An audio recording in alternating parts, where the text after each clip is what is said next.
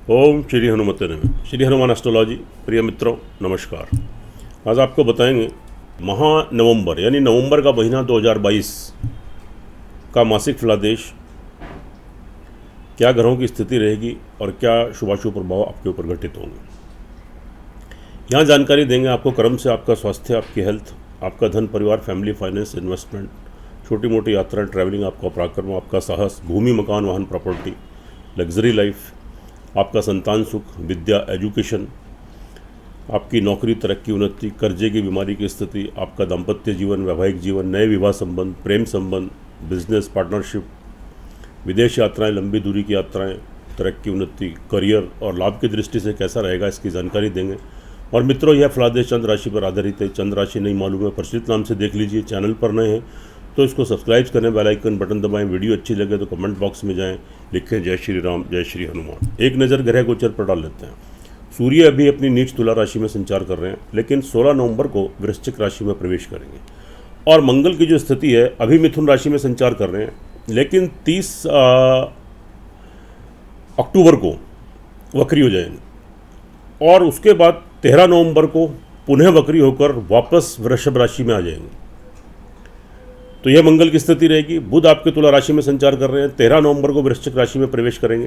गुरु आपके मीन राशि में वक्री अवस्था में संचार कर रहे हैं, लेकिन 23 नवंबर को मार्गी हो जाएंगे अपनी मीन राशि में, स्वग्रही राशि में। शुक्र आपके अपने स्वग्रही तुला राशि में मालव्य नाम का योग बनाकर चल रहे हैं, लेकिन 11 नवंबर को वृश्चिक राशि में प्रवेश करेंगे। शनि मार्गी होकर मकर राशि में संचार कर रहे हैं। राहु आपके वक्री अवस्था में मेष राशि में और केतु आपके वक्री अवस्था में तुला राशि में। यह आपके ग्रह गोचर की स्थिति। देखिए मित्रों, इस वीडियो में हम आपको जानकारी देंगे कुंभ राशि वाले जातकों के ऊपर, यानी कुंभ राशि वाले जातकों के लिए नवंबर का महीना 2022 कैसा रहेगा, क्या ग्रहों का शुभाशुभ प्रभाव घटित होंगे। पहले स्वास्थ्य की दृष्टि से देखिए, कुंभ राशि वाले जातक आप सभी जानते हैं आपके ऊपर आप 7.5 शटन से जूझ रहे हैं, यानी शनि की पनौती आपके ऊपर लगी हुई है। तो यहां पर आपका शारीरिक मानसिक संतुलन गड़बड़ाएगा। और चूंकि शनि यहां से 12th हाउस में, शारीरिक मानसिक संतुलन गड़बड़ाएगा। इरिटेशन, फ्रस्ट्रेशन, कंफ्यूजन, बनते कामों में अड़चने आई, आपके चारों तरफ आपका माहौल आपके फेवर में नहीं रहेगा, कुछ भी सामान्य स्थिति नहीं रहेगी। अपने परायों जैसा व्यवहार करेंगे, हर काम में आपको प्रॉब्लम्स और कठिनाइयाँ और रुकावटें आपको देखने को मिलेंगी। इरिटेशन, फ्रस्ट्रेशन, टेम्पर शॉर्ट, स्वभाव में चिड़चिड़ापन, डिसीजन लेने की पोजीशन नहीं, कार्य करने की शैली, कार्य करने की क्षमता, आपकी इच्छा शक्ति, आपकी व्हील पावर थोड़ी वीक हो सकती है। पर्सनैलिटी डेवलपमेंट में कमी आएगी। तो थोड़ा यहाँ पर आपको धैर्य और संयम का परिचय देना है। कोई भी कार्य जल्दबाजी में नहीं करना है।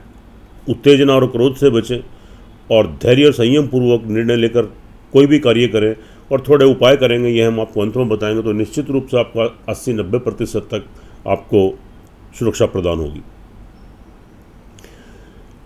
लेकिन यहाँ पर एक अच्छी स्थिति है। वह अच्छी स्थिति है अगर आप परिस्थितिवश आप किसी प्रॉब्लम को फेस करते हैं, तो यहाँ पर आपको दो चीज़ का ज़बरदस्त लाभ मिलेगा। एक तो आपको आपके परिवार वालों का लाभ, बेनिफिट, सहयोग मिलेगा, उनसे फाइनेंशियल लाभ गेन कर सकते हैं। पैतृक संपत्ति की प्राप्ति हो सकती है। भविष्य के लिए निवेश कर सकते हैं। जमा धन कोष, बैंक बैलेंस से वृद्धि होगी और परिवार वालों की तरफ से कोई फाइनेंशियल लाभ भी गेन कर सकते हैं। और दूसरा, जो आपके बड़े भाई बहन हैं, आपके मित्र वर्ग, उनका लाभ, बेनिफिट, सहयोग मिलेगा। और साथ में सोर्स ऑफ इनकम बढ़ेगा। अचानक से बड़े धन की प्राप्ति होगी। जहाँ से पैसा आता है, धन आता है, रुकावटें आ रही थी दूर होंगी। बीच बीच में बड़े धन की प्राप्ति होगी। तो यहाँ ये दो चीज़ें अच्छी हैं। अगर परिस्थिति बस आप किसी प्रॉब्लम को फेस करते हैं तो यहाँ पर दो लोगों के सहयोग से, यानी आपके घर परिवार वाले जो फैमिली वाले हैं और आपके बड़े भाई बहन, आपके मित्र वर्ग जो खास तौर से एज में आपसे बड़े हैं, उनका लाभ, बेनिफिट, सहयोग मिलेगा और आप उस परिस्थिति से बाहर आ जाएंगे। घर में किसी नए व्यक्ति का आगमन भी आपके हो सकता है। भूमि, मकान, वाहन, प्रॉपर्टी की अगर बात कर लेते हैं तो यहाँ स्थिति ओवरऑल आपके अनुकूल है। हालांकि 13 तारीख को वहाँ पर वक्री होकर मंगल फिर वापस आ रहे हैं। अभी मिथुन राशि में संचार कर रहे हैं, लेकिन यहाँ पर जो स्थिति बन रही है वह स्थिति ये बन रही है आपकी कि 13 तारीख तक तो स्थिति आपके बिल्कुल फेवर में है।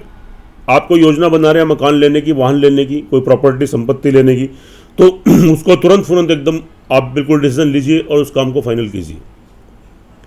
13 तारीख से पहले सुख संसाधनों में वृद्धि होगी, घर में शांति का माहौल बनेगा, आपकी माता जी का भरपूर लाभ, आशीर्वाद, सहयोग मिलेगा। लेकिन मंगल फिर वहाँ वक्री होकर जब 13 तारीख को आ जाएंगे तो थोड़े मिश्रित फल मिलेंगे, वो थोड़ी रुकावटें फिर आपको वहाँ देखने को मिल सकती हैं।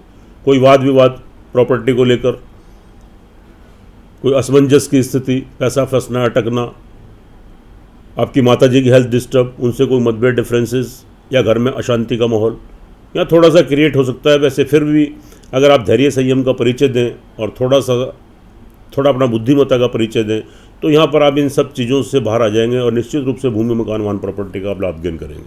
तो 13 तारीख के बाद अगर आपको डिसीजन लेना है, किसी मकान में प्रवेश करना है, कोई डील करनी है, संपत्ति की, मकान की, वाहन की, तो शुभ तिथि और शुभ मुहूर्त में सामने वाले के ऊपर पूर्ण ट्रस्ट करते हैं, पूर्ण विश्वास करते हैं, इस कार्य को आप करें तो आपको सफलता जरूर मिलेगी। संतान पक्ष को लेकर स्थिति आपकी ठीक रहेगी। खास तौर से 13 तारीख के बाद स्थिति एकदम आपकी संतान तरक्की उन्नति करेगी, उनसे कोई खुशखबरी, गुड न्यूज़ आपको मिलेगी, उनके विवाह शादी के संबंध बनेंगे, नौकरी में तरक्की उन्नति, बिजनेस में तरक्की उन्नति, पढ़ाई में तरक्की उन्नति, संतान का सहयोग, ओवरऑल संतान से संतुष्टि मिलेगी, सेटिस्फैक्शन मिलेगा। खास तौर से 13 तारीख के बाद स्थिति आपके अनुकूल, आपके पक्ष में बनने जा रही है। विद्यार्थी वर्ग के लिए भी यही सेम स्थिति है। 13 तारीख तक थोड़ी असमंजस, कन्फ्यूजन की स्थिति रहेगी। 13 तारीख के बाद आप एकाग्र होकर पढ़ाई कर पाएंगे। प्रयासरत है डिग्री, मास्टर डिग्री लेने के लिए, कोई कोर्स करना चाहते हैं, अब तक सफलता नहीं मिल रही थी, अब प्रयास कीजिए। 13 तारीख के बाद निश्चित रूप से सफलता मिलेगी, आप सक्सेस गेन करेंगे। तरक्की उन्नति के अवसर मिलेंगे, शत्रुओं से छुटकारा मिलेगा। ऋण और रोग की स्थिति से आप जूझ रहे हैं तो थोड़ी राहत आपको यहाँ पर मिल सकती है, लेकिन फिर भी थोड़ी सी प्रॉब्लम तो है ही। जिनके ऊपर बहुत विश्वास करते हैं उन थोड़ा सावधानी बरतें, क्योंकि वो आपको धोखा दे सकते हैं, तो आपको चीट कर सकते हैं। अब आगे बढ़ते हैं। दाम्पत्य जीवन को लेकर थोड़ी प्रॉब्लम्स हैं। पति पत्नी में मतभेद, डिफरेंसेस क्रिएट हो सकते हैं। यह मतभेद, डिफरेंसेस घर से बाहर निकलकर कोर्ट कचहरी, डिवोर्स तक पहुंच सकते हैं। एक दूसरे की हेल्थ डिस्टर्ब हो सकती है, यानी एक पति पत्नी है तो संतुष्टि के भाव में एक दूसरे से थोड़ी कमी आएगी। कहीं विवाह शादी होने जा रही है आपकी, उसमें थोड़ी प्रॉब्लम फेस हो सकती है, थोड़ी रुकावटें, व्यवधान आ सकते हैं या संबंध विच्छेद हो सकते हैं। प्रेम संबंधों में धोखा, चीटिंग, संबंध विच्छेद। पार्टनरशिप में बिजनेस करना चाहते हैं, कोई व्यापार करना चाहते हैं तो फिलहाल के लिए उसको स्थगित कीजिए, नहीं तो लाभ की बजाय नुकसान होगा। धोखा मिलने की पूरी संभावना रहेगी। आपकी बात, आपका नाम, आपका पार्टनर आपका खराब कर सकता है। तरक्की उन्नति के अवसर मिलेंगे, लेकिन 16 तारीख तक तो स्थिति खराब है। और स्पेशल एक सलाह आपको है कि 16 तारीख तक कम से कम आप अपने पिता के स्वास्थ्य का ध्यान रखिए और उनसे कोई व्यर्थालाप या व्यर्थ के आर्ग्यूमेंट्स वगैरह मत करें।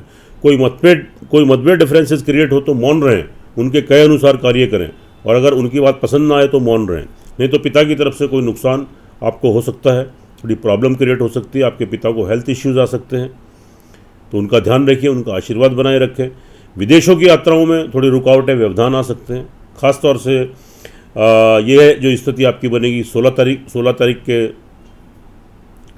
तक, उसके बाद स्थिति थोड़ी सामान्य आपकी यहाँ पर हो जाएगी। 16 तारीख तक स्थिति आपको थोड़ी संभालनी है, और थोड़ा अगर विदेशों की यात्राएं करना चाहते हैं उसमें रुकावटें, व्यवधान आ सकते हैं, कोई नुकसान हो सकता है, लंबी दूरी की यात्राओं से नुकसान,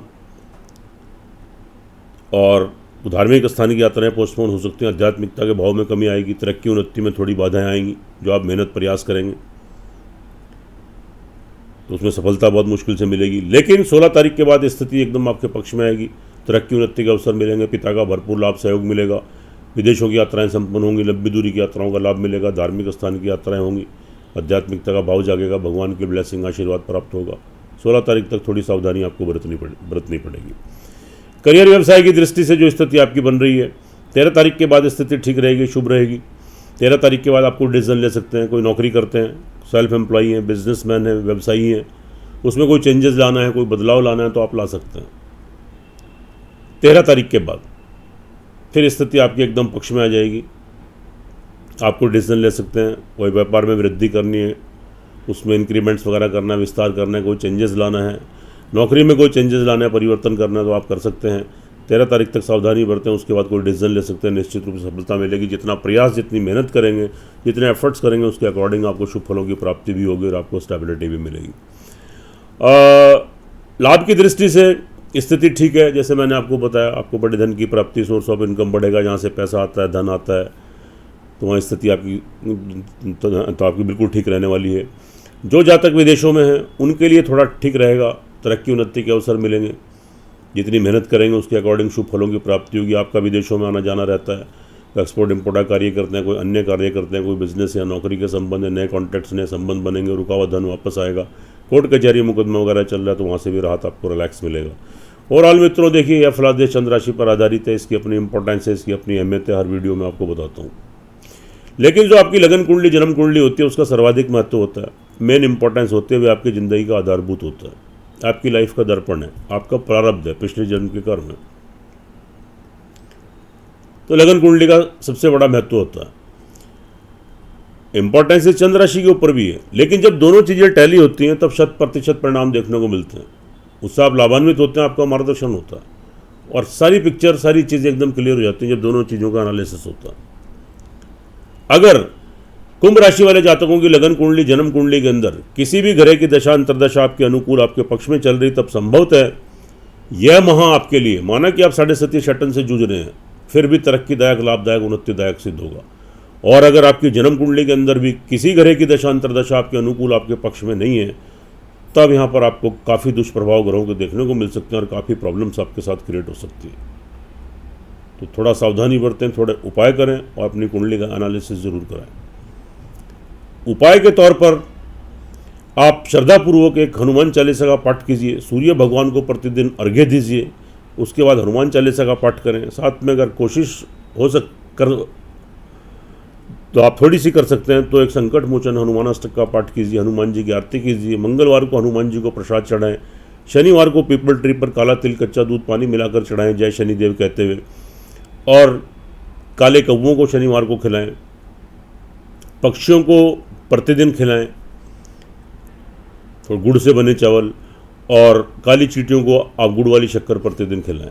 अगर यह कार्य आप श्रद्धापूर्वक लगातार कंटिन्यूटी में करते हैं तो निश्चित रूप से आप घरों के दुष्प्रभाव से बचेंगे, आपको 80-90% तक सुरक्षा प्रदान होगी और आपकी तरक्की उन्नति के मार्ग प्रशस्त होंगे। सुखी रहें, स्वस्थ रहें, हंसते रहें, मुस्कुराते रहें। जय श्री राम, जय श्री हनुमान।